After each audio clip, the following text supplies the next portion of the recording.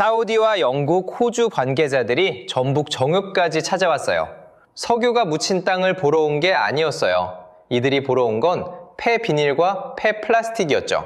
버리려면 돈이 들던 쓰레기가 갑자기 해외가 찾는 원료 후보가 됐어요. 이 그림을 그냥 신기한 기술 뉴스로 보면 조금 아깝죠. 진짜 질문은 따로 있어요. 폐플라스틱이 정말 도시의 유전이 될 수 있는지 봐야 해요. 그리고 만약 돈이 된다면 그 돈은 쓰레기 자체에서 나오는 게 아닐 수 있어요. 쓰레기를 믿을 수 있는 원료로 바꾸는 과정에서 나올 가능성이 큽니다. 이런 산업전환 이야기가 흥미롭다면 구독과 좋아요로 함께 해줘요. 그리고 폐플라스틱에서 제일 먼저 줄이고 싶은 게 비닐이면 비닐, 배달 포장이면 배달, 페트병이면 페트. 그냥 분리수거가 귀찮으면 귀찮음이라고만 남겨줘요. 정읍이라는 이름만 들으면 보통 기름을 떠올리지는 않죠. 정읍은 유전도시도 아니고 대형 정유단지가 떠오르는 곳도 아니에요. 그런데 왜 해외 관계자들이 이곳을 찾아왔을까요? 답은 땅속이 아니라 도시의 쓰레기 안에 있어요. 우리가 매일 쓰고 버리는 포장재, 비닐봉지, 배달용기, 산업용 필름 같은 것들이 문제의 출발점이에요. 예전에는 이런 것들이 귀찮은 폐기물이었죠. 모아야 하고 치워야 하고 태우거나 묻어야 하고 잘못 흘러가면 강과 바다로 나가는 문제였습니다. 그런데 지금은 질문이 바뀌고 있어요. 이걸 그냥 태울 것인가? 아니면 다시 원료로 돌릴 수 있을 것인가? 정읍에서 벌어진 일의 의미는 바로 이 질문에 있어요. 세계적으로 플라스틱 문제는 점점 커지고 있죠. OECD는 2019년 세계 플라스틱 폐기물이 3억 5,300만 톤이었다고 봤죠. 그리고 지금 흐름이 계속되면 2060년에는 10억 1,400만 톤까지 늘어날 수 있다고 전망했어요. 숫자가 너무 커서 잘 안 와닿죠? 이걸 생활로 바꾸면 이래요. 우리가 편해서 쓰는 포장재와 일회용품이 사라지는 게 아니라 어디론가 계속 쌓이고 있다는 뜻이에요. 문제는 재활용률이에요. OECD는 2019년 기준 플라스틱 폐기물 중 실제로 재활용되는 비율을 9%로 제시했어요. 나머지는 매립되거나 소각되거나 관리 체계 밖으로 빠져나가죠. UNEP는 매년 1,900만 톤에서 2,300만 톤의 플라스틱 폐기물이 강과 호수, 바다 같은 수생 생태계로 흘러간다고 설명해요. 이 정도면 플라스틱은 환경 문제이기 전에 경제 문제예요. 계속 만들고, 계속 쓰고, 계속 버리는데 다시 돈이 되는 길은 너무 좁은 구조니까요. 그러면 이런 질문이 생깁니다. 왜 우리는 플라스틱을 이렇게 많이 쓰면서도 다시 원료로 돌리는 데는 이렇게 약할까요? 이유는 간단하지 않아요. 플라스틱은 한 가지 물건이 아니에요. 페트병도 있고, 비닐도 있고, 포장재도 있고, 음식물이 묻은 용기도 있고, 여러 재질이 섞인 제품도 있죠.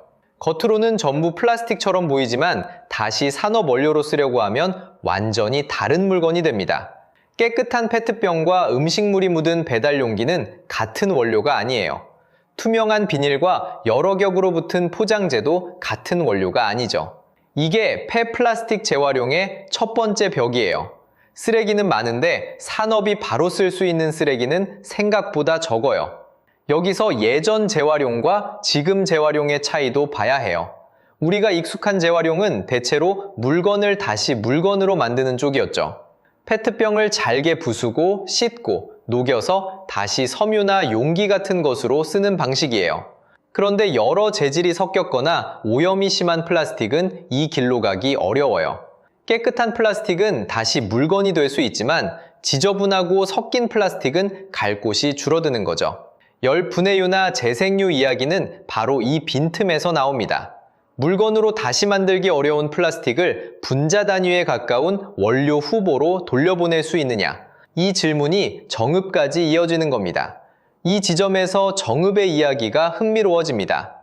이곳에서 보려는 건 단순히 폐기물을 없애는 기술이 아니에요. 쓰레기처럼 보이던 것을 다시 원료의 후보로 바꾸는 과정이죠. 도시유전은 전북 정읍에 폐비닐과 폐플라스틱에서 재생원료나 재생연료를 생산하는 공장을 세운다고 밝혔고, 관련 보도에서는 하루 24톤, 연 7,000톤 규모의 폐기물을 활용하는 것으로 소개됐습니다. 연 7,000톤이라는 숫자가 국가 전체를 바꿀 만큼 거대한 숫자는 아니에요. 하지만 의미는 작지 않죠. 왜냐하면 이건 쓰레기 처리장이 아니라 쓰레기를 원료 후보로 바꾸는 공장의 실험이기 때문이에요. 이때 봐야 할 건 기술 이름보다 경제 구조예요. 폐비닐이 공장에 들어가 재생유가 되면 그 순간 쓰레기의 성격이 바뀝니다. 어제까지는 돈을 내고 치워야 하는 물건이었는데 내일은 누군가가 사갈 수 있는 원료 후보가 되는 거죠. 이 변화가 성공하면 돈의 방향이 바뀌죠. 폐기물 처리비로 나가던 돈이 원료 확보와 제품 판매의 계산으로 이동할 수 있어요. 이게 도시 유전이라는 말이 생기는 이유죠. 도시 어딘가에서 갑자기 석유가 솟는다는 뜻이 아니에요. 도시가 매일 버리는 것들 안에 아직 가격표를 붙일 수 있는 탄소가 남아있다는 뜻에 가까워요. 다만 여기서 바로 흥분하면 안 됩니다. 폐플라스틱에서 기름이 나온다고 해서 곧바로 유전이 되는 건 아니거든요. 진짜 어려운 건 기름 한 방울을 뽑는 일이 아니라 계속 같은 품질의 원료를 안정적으로 만들어내는 일이에요. 한번 상상해 볼게요. 편의점에서 나온 비닐, 택배 포장재, 배달음식 용기, 농업용 비닐이 한 곳에 모입니다. 그 안에는 깨끗한 것도 있고, 젖은 것도 있고, 음식물이 묻은 것도 있고, 흙이 묻은 것도 있죠. 이걸 그대로 공장에 넣으면 어떻게 될까요? 기계가 좋아도 결과가 흔들릴 수밖에 없어요. 원료가 매번 다르면 나오는 재생유의 품질도 흔들릴 수 있어요. 폐플라스틱 산업에는 제일 지루해 보이지만 제일 중요한 단어가 있어요. 선별이에요. 좋은 기술은 공장 안에서만 결정되지 않아요.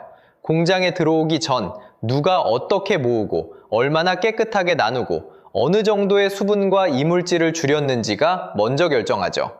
폐플라스틱이 돈이 되려면 쓰레기장보다 앞에 있는 분리배출과 선별장이 먼저 바뀌어야 하는 이유가 여기에 있어요. 이걸 경제적으로 보면 더 선명해요. 원유에는 품질 기준이 있어요. 나프타도 품질 기준이 있죠. 기업이 공장에 원료를 넣으려면 그 원료가 어느 정도 예측 가능해야 하죠. 그런데 폐플라스틱은 출발부터 제각각이에요. 도시 유전이 산업으로 굴러가려면 질문이 바뀌어요. 기름이 나오느냐보다 그 기름을 기업이 믿고 살 수 있느냐, 이게 더 중요해져요. 한국 정부도 이 부분을 보고 있어요. 국무조정실 보도자료를 보면 한국의 1인당 연간 폐플라스틱 배출량은 2020년 기준 OECD 회원국 평균의 2배라고 설명했어요. 한국은 플라스틱을 적게 쓰는 나라가 아니라는 뜻이죠. 포장 문화가 발달했고 배달과 온라인 소비가 많고 생활 속에서 비닐과 포장재가 빠르게 돌기 때문입니다. 그러니까 한국에는 폐플라스틱 문제가 있고 동시에 폐플라스틱 원료도 있는 셈이에요. 문제와 자원이 같은 얼굴을 하고 있는 셈이죠. 그런데 이걸 산업으로 만들려면 규칙이 필요하죠. 정부는 열 분해시설 회수율 기준을 50% 이상으로 두고 측정 지점과 검사 시간에 따라 달라질 수 있는 부분을 명확히 하겠다고 밝혔어요. 이 말은 조금 딱딱하게 들리지만 산업에서는 꽤 중요한 말이에요. 폐플라스틱을 넣었을 때 얼마나 재생유가 나오느냐, 그 숫자를 언제, 어디서, 어떻게 재느냐, 이 기준이 흔들리면 투자도 흔들립니다. 누군가는 높은 회수율을 말하고 누군가는 낮은 회수율을 말하면 시장은 믿기 어렵죠. 그래서 재활용 산업은 기술만큼이나 기준의 산업이에요. 인증과 시험, 회수율, 품질 기준이 붙어야 돈이 들어오죠. 폐플라스틱이 돈으로 흐르는 길은 한 줄로 이어져 있어요. 처음에는 폐플라스틱을 모으는 사람이 있습니다. 그 다음에는 섞인 플라스틱을 골라내는 선별장이 있고 그 다음에는 열 분해 공장이 있죠. 그리고 그 재생유를 실제 공정에 넣을 수 있는 기업이 있어야 합니다. 한 단계라도 막히면 도시 유전은 멈춥니다. 쓰레기는 모였는데 선별이 안 되면 원료가 흔들리고 원료가 흔들리면 공장이 흔들리고 공장이 흔들리면 기업은 구매를 망설이죠. 그래서 이 산업은 공장 하나의 기술 경쟁만으로 보기 어렵습니다. 도시가 버리는 방식, 지자체가 모으는 방식, 기업이 검증하는 방식이 같이 맞물려야 돈이 흐릅니다. 이걸 생활언어로 바꾸면 분리수거하면서 끝난 줄 알았던 일이 공장 원가와 기업 계약까지 이어진다는 뜻이에요. 버리는 순간은 짧지만 그 뒤의 계산은 꽤 길게 이어지는 거죠. 이 작은 차이가 쌓여야 폐플라스틱은 비용에서 원료 쪽으로 한 걸음 움직입니다. 생활 습관과 산업 설계가 만나는 지점이 바로 여기예요. 이 구조를 놓고 보면 해외가 왜 정읍을 보는지도 조금 이해됩니다. 사우디 같은 산유국이 왜 폐플라스틱 재생유에 관심을 가질까요? 석유가 없어서가 아니죠. 오히려 석유 이후의 산업을 봐야 하기 때문입니다. 석유를 팔던 나라들도 앞으로는 탄소, 재활용, 순환경제라는 말을 피하기 어려워요. 플라스틱은 석유화학의 결과물이지만 동시에 다시 석유화학 원료로 돌아갈 수 있는 후보이기도 해요. 그러니까 폐플라스틱 재생유는 단순한 환경기술이 아니라 석유화학 산업이 다음 단계로 넘어갈 때 필요한 연결고리처럼 보일 수 있어요. 영국이나 호주는 조금 다른 계산에 볼 수 있어요. 산유국의 다음 산업이라기보다 도시가 매년 만들어내는 쓰레기 비용을 줄이는 계산이죠. 매립장과 소각장을 계속 밀리는 방식은 땅, 규제, 주민 수용성에서 점점 비싸집니다. 그래서 폐플라스틱 재생유는 기존 원유와 나프타를 전부 밀어내는 카드라기보다 쓰레기 처리 비용 일부를 순환원료 시장으로 돌릴 수 있는 선택지에 가까워요. 경제는 늘 규모를 묻죠. 공장 하나에서 성공한 일이 전국에서 반복될 수 있는지, 그 방식이 해외에서도 통할 만큼 가격과 품질과 규제가 맞는지, 이 질문을 통과해야 진짜 산업이 되죠. 배달 음식을 먹고 난 뒤에 포장재를 떠올려 보면 쉬워요. 뚜껑은 투명한 플라스틱이고, 용기는 검은색이고, 안쪽에는 소스가 묻어 있고, 비닐봉지는 따로 있죠. 우리 눈에는 그냥 한 끼의 흔적이에요. 하지만 공장 입장에서는 서로 다른 원료가 한꺼번에 섞인 묶음입니다. 이걸 제대로 나누지 못하면 재생유의 품질이 흔들리고, 품질이 흔들리면 기업은 장기 계약을 망설입니다. 그러니까 도시 유전의 첫 번째 장비는 거대한 기계만이 아닐 수 있어요. 어쩌면 아파트 분리수거장, 지자체 선별장, 음식물이 묻은 포장재를 얼마나 줄이느냐 같은 아주 평범한 장면이 더 앞에 있어요. 우리가 집에서 플라스틱을 버릴 때는 그냥 분리수거함에 넣었다고 생각하죠. 하지만 산업 입장에서는 그 순간부터 가격이 갈립니다. 깨끗하게 비워진 용기는 원료 후보에 가까워지고 음식물이 묻은 포장재는 처리 비용에 가까워집니다. 같은 플라스틱인데도 누군가에게는 원료가 되고 누군가에게는 다시 비용이 되는 거예요. 이 차이가 쌓이면 도시 전체의 재활용 경제성이 달라집니다. 도시 유전이라는 말이 거창해 보여도 시작점은 의외로 우리가 버린 봉지 하나에 있을 수 있어요. 그 봉지가 깨끗하면 누군가의 원료가 될 가능성이 커지고 지저분하게 섞이면 다시 처리비가 붙죠. 이 작은 차이가 모이면 지자체의 처리 비용이 되고 기업의 원료 가격이 되고 결국 재생유 공장의 수익성으로 돌아갑니다. 그러니까 폐플라스틱 경제는 거대한 설비에서만 시작되는 게 아니에요. 집 앞 분리수거장에서 이미 첫 번째 계산이 시작됩니다. 우리가 버리는 방식이 바뀌지 않으면 공장 안의 기술도 매번 흔들리는 원료를 상대해야 하니까요. 도시 유전이라는 말은 멋있지만 그 안에는 아주 현실적인 계산서가 숨어 있어요. 원료는 안정적으로 모여야 하고 재생유의 품질은 일정해야 하고 인증과 규제는 따라와야 합니다. 그리고 이 원료를 믿고 사갈 기업이 있어야 하죠. 쓰레기를 없애는 일과 산업 원료를 만드는 일은 비슷해 보여도 기준이 달라요. 쓰레기 처리는 얼마나 많이 치웠느냐를 보지만 산업 원료는 얼마나 일정한지, 누가 검증했는지, 어느 공정에 넣을 수 있는지를 봅니다.